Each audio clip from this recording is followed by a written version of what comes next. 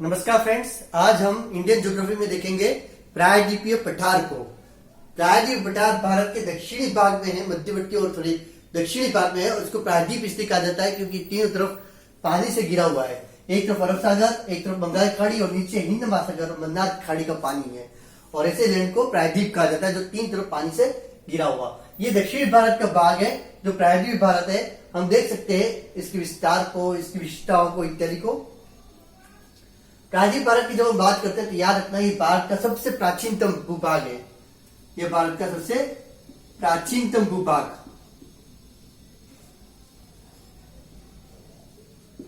और इसीलिए ये गोंडवाना लैंड का भाग है।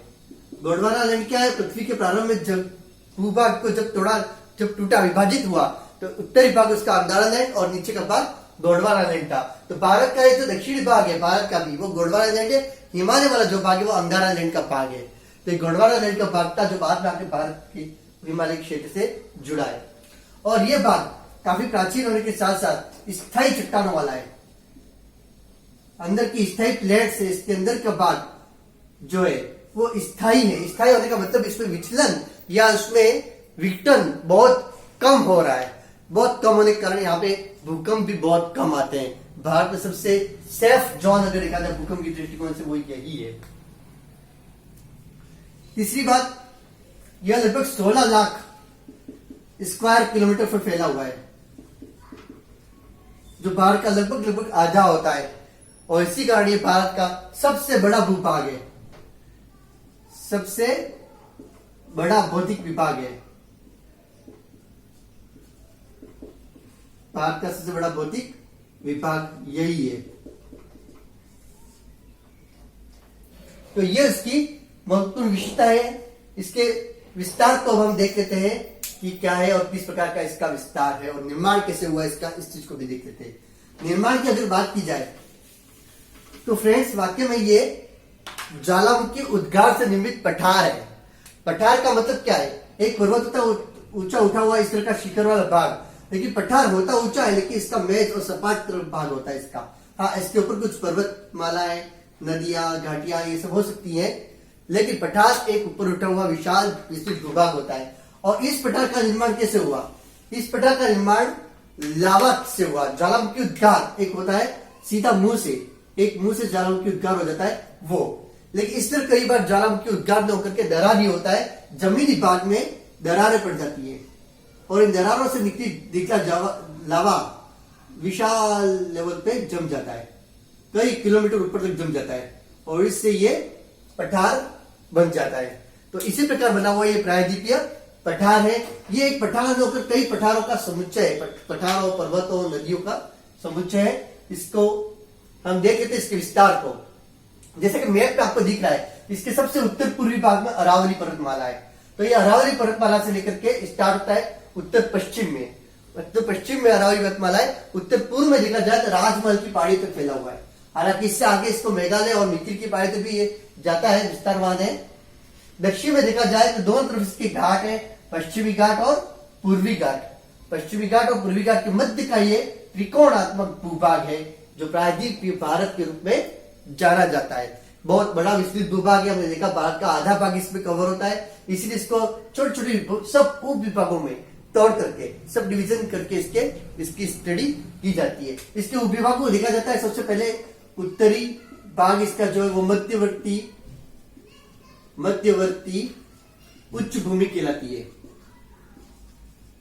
मध्यवर्ती उच्च भूमि का मतलब है ये वाला क्षेत्र उत्तरी भाग जो कि कुछ उठा हुआ भाग है लेकिन भारत के मध्य में है, इसलिए इसको मध्यवर्ती उच्च भूमि कहते हैं। ये पठार के उत्तरी भाग में है। दूसरा छोटा नागपुर का पठार, छोटा नागपुर पठार झारखंड और बंगाल का ये क्षेत्र। तीसरा मेघालय पठार। तीसरा भाग इसका होता है नेक्स्ट, चौथा भाग दक्कन का पठार जो इसका सबसे विस्तृत फैला हुआ भाग है, दक्कन पठार। अगले दो भाग इसके दोनों तरफ के चौर है, एक तो पश्चिमी घाट और एक पूर्वी घाट। ये इसके ज्योग्राफिकल डिवीजन होते हैं। ठीक है, इस प्रकार के डिवीजनों में इनको तोड़ा जाता है। एक एक डिवीजन पे हम नजर डालते हैं, एक एक डिवीजन को अच्छे से देखते हैं क्या क्या किस प्रकार ये फैला हुआ है। सबसे पहले हम देखते हैं उत्तरी मध्यवर्ती उच्च भूमि, अप हाईलैंड्स। अब इन लैंड्स पर देखा जाए तो इसमें क्या क्या चीजें, अरावली पर्वतमाला। सबसे पहले हम देखेंगे अरावली पर्वतमाला को। अरावली, इसको देखा जाए कि ये गुजरात का पालनपुर है। गुजरात का पालनपुर से ये प्रारंभ होता है और दिल्ली तक फैली हुई पर्वतमाला है। अरावली पर्वतमाला लगभग गुजरात से स्टार्ट होती है, राजस्थान हरियाणा होते हुए दिल्ली तक फैलती है और इसकी लंबाई लगभग 800 किलोमीटर है, जिसमें से इसका महत्वपूर्ण भाग लगभग 600 किलोमीटर का भाग राजस्थान में है। इसलिए इसका मुख्य भाग मुख्यतः ये राजस्थान में फैली हुई है। राजस्थान मुख्य भाग इसका राजस्थान में जाता है। दिल्ली में आप देखेंगे रायसेना हिल इसकी अंतिम पहाड़ी है, जो कि बहुत ही कम ऊंची रह गई है। ये पर्वतमाला लगभग कम ऊंची है, इसी पे भारत का राष्ट्रपति भवन बना हुआ है। अरावली पर्वतमाला की बात की जाए, ये विश्व की प्राचीनतम पर्वतमालाओं में शामिल है। विश्व की प्राचीनतम पर्वतमाला है, पर्वत श्रृंखला, और कई लंबे समय तक इसका अपरदन होता रहा है, इसलिए ये एक अवशिष्ट पर्वतमाला है। अवशिष्ट पर्वतमाला का उदाहरण है ये। इसके अंदर की बात की जाए तो यहां पे राजस्थान गुजरात के बॉर्डर पर इस क्षेत्र में इसकी सर्वोच्च चोटी है, जिसका नाम है गुरु शिखर। और इसी के पास नीचे की ओर एक अच्छा पर्यटक क्षेत्र है माउंट आबू। तो इसकी सर्वोच्च चोटी क्या है? गुरु शिखर। गुरु शिखर इसकी सर्वोच्च चोटी है, जिसकी ऊंचाई लगभग 1722 मीटर है। और पर्यटक क्षेत्रों में है माउंट आबू। माउंट आबू इसका पर्यटक क्षेत्र है। यहां से निकलने वाली नदियों को देखें, दो प्रमुख नदियां यहां से निकलती हैं। सबसे पहले तो इसी भाग से निकलती है, साउथ दक्षिणी भाग से ही राजस्थान में बहने वाली बनास नदी आगे जाकर के चंबल में मिल जाती है। और दूसरी नदी यहां से निकलती है मध्यवर्ती भाग से, नाग पहाड़ी है अरावली की, वहां से निकलती है लूनी नदी और पश्चिमी राजस्थान के मरुस्थल में बहते हुए गुजरात पहुंचते पहुंचते कच्छ के रण में कहीं लुप्त हो जाती है। तो यहां से दो प्रमुख नदियां निकलती हैं,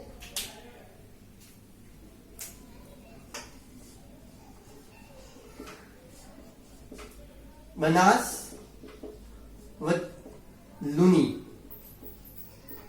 दो नदियां यहां से निकलती है। अरावली पर्वतमाला को अगर देखा जाए तो मुख्यतः दो प्रकार की चीजों की बना हुआ है। चट्टानें दो प्रकार की है इसकी, एक तो है ग्रेनाइट, साउथर्न भाग में इसके ग्रेनाइट है, और दूसरा है संगमरमर, मार्बल। काफी फेमस है मकरादा का संगमरमर, अरावली पर्वतमालाओं में स्थित है, जिससे ताजमहल का निर्माण किया गया था। तो ये पूरा ज्योग्राफिकल डिवीजन है अरावली का। आगे आते हैं हम मालवा के पठार पर।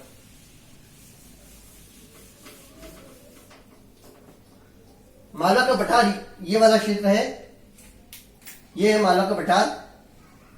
आप देख सकते हैं मालवा के पठार को कि ये दो प्रकार की पर्वतमालाओं के बीच में स्थित है।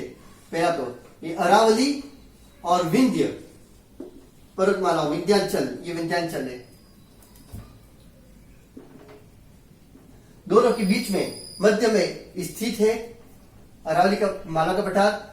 पॉलिटिकली ये मध्य प्रदेश में है मुख्यतया, लेकिन इसका कुछ भाग महाराष्ट्र में और कुछ भाग राजस्थान में भी जाता है। तो ये तीन राज्यों में फैला हुआ मध्य प्रदेश, महाराष्ट्र और राजस्थान में। इसका निर्माण भी लावा पठार से हुआ, लावा के निकलने से हुआ है। और यहाँ की मिट्टी काली मिट्टी पाई जाती है। काली मिट्टी को रेगूर भी कहा जाता है, कोई भी ऑप्शन में हो, काली या रेगूर, इसे ध्यान रखिएगा। यहाँ की नदियों की बात की जाए अगर तो चंबल नदी, माही नदी और बेतवा, तीन प्रमुख नदियां यहां से उद्गमित होती निकलती है। अगर मैप पे देखा जाए तो चंबल नदी इसके पूर्वी भागों से निकलकर पश्चिम भाग से निकल करके उत्तर की ओर बहती है और यमुना नदी में गिर जाती है और यहीं पे इसमें बनास नदी भी मिलती है। दक्षिण भाग में देखा जाए माही नदी निकलती है, राजस्थान के कुछ ही भाग से बहते हुए गुजरात में चली जाती है और गुजरात में खंभात की खाड़ी में अपना पानी ले जाती है। पूर्व में बेतवा नदी होती है जो उत्तर की ओर बहते हुए निकलती है। तो इसका पानी अरब सागर में भी जाता है और बंगाल खाड़ी की ओर भी बहता है। दोनों उपवा तंत्र के ये उदाहरण है। आगे आते हैं।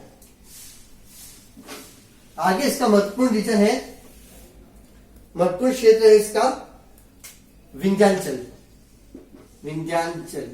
की पहाड़ियां। विंध्याचल की पहाड़ी को आप मैप पे देख रहे होंगे। ये पहाड़ियां विंध्याचल की पहाड़ियां हैं, तीनों टूटी हुई है क्रमिक रूप से। गुजरात से निकल करके ये मध्य प्रदेश पूरा कवर करती है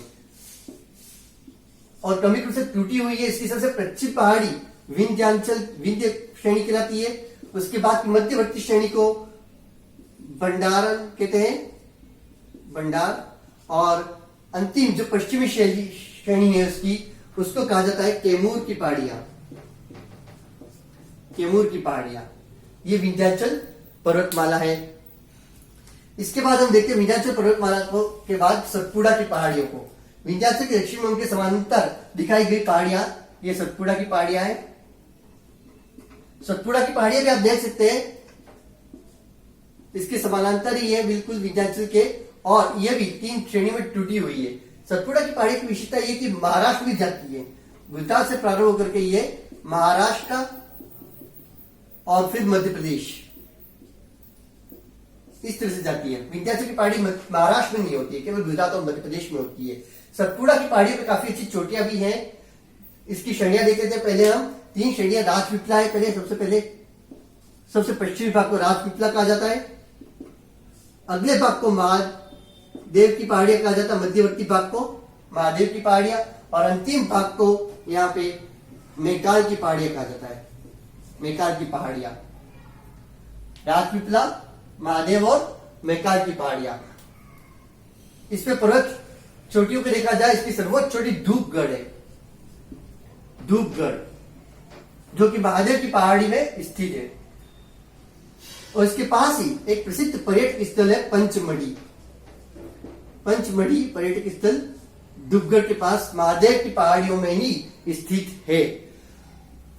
जहां पे ये खत्म होती है सतपुड़ा और जहां पे ये विंध्य खत्म होती है वहां एक घाट है पर्वत की, जहां दोनों मिल जाते हैं। तो कैमूर और मेकाल की पहाड़ी अंत में जाकर के मिल जाती है। इसे कहते हैं अमरकंटक। छत्तीसगढ़ में स्थित है ये अमरकंटक की पहाड़ी। छत्तीसगढ़ के शहडोल जिले में स्थित है अमरकंटक की पहाड़ी, काफी महत्वपूर्ण है। इससे अमरकंटक की घाट से निकलती है नर्मदा नदी। आगे बढ़ते हम नदियों पे आते। सतपुड़ा पहाड़ी के बाद नर्मदा नदी, 2 नदियां महत्वपूर्ण है यहाँ पे, नर्मदा और ताप्ती नदी। नर्मदा ज्यादा महत्वपूर्ण है काफी। नर्मदा नदी को आप देखेंगे अमरकंटक की पहाड़ी से निकलती है, अमरकंटक से, और ये 2 पहाड़ी विंध्याचल और सतपुड़ा के बीच में बहती है। विंध्याचल व सतपुड़ा के बीच में, और इसी कारण इसको ब्रज घाटी में बहने वाली नदी माना जाता है। ब्रज घाटी में बहती है। ब्रज घाटी का अर्थ होता है 2 उच्च पर्वतों के बीच की जो दरार होती है उसको ब्रज घाटी कहते हैं। जमीन का कोई भाग सपाट है और मान लो उसका कोई भाग निमंत्रण की प्रक्रिया नीचे की ओर झुक गया और यहां कोई नदी बह रही है तो उसे भी ब्रज घाटी कहा जाता है, दरार में बहने वाली। या फिर सपोज समतल भाग के पास का क्षेत्र उभर गया और एक भाग रह गया तो वो भी नीचे की दरार है उसमें बहने वाली नदी ब्रज घाटी में बहती हुई कहा जाता है। भारत 3 प्रकार की ब्रज घाटी में बहने वाली नदियां हैं, नर्मदा, ताप्ती और दामोदर। ये 3 नदियां जो ब्रज घाटी में बहती हैं। एक चौथी विशिष्टता इसके आपके देखेंगे कि भारत का ढाल मुख्यतः इस तरफ है, पूर्व की ओर। लगभग सारी नदियां पूर्व की ओर बहती है यहाँ की, लेकिन 2 नदियां इसका अपवाद है, नर्मदा और ताप्ती। ये पश्चिम की ओर बहने वाली नदियां हैं, पूर्व से पश्चिम की ओर बहने वाली नदी है, उल्टी दिशा में पश्चिम की ओर बहेगी। और पानी यहां से मनपी से निकल करके महाराष्ट्र में होते हुए कुछ बात ये चली जाएगी गुजरात में, अपना पानी ले जाती है। ये नर्मदा की विशेषता है। इसके किनारे जबलपुर शहर बसा हुआ है, जबलपुर, और यहां इसके आसपास मार्बल के घाट, संगमरमर के घाट फेमस है। चट्टानी बाग है, इसके घाट काफी फेमस है। ये नर्मदा नदी हो गई। आगे देखते हैं हम ताप्ती नदी को। तापी भी कहा जाता है इसको और ताप्ती भी कहा जाता है। ताप्ती नदी को अगर देखा जाए तो ये सतपुड़ा की पहाड़ियों से निकलती है, सतपुड़ा की पहाड़ियों से निकलती है और ये भी ब्रज घाटी में बैठती है। एक छोटी सी दरार है, उसमें बैठती है नीचे की ओर, काफी नीचे, और ये भी पश्चिम की ओर बहने वाली नदी है।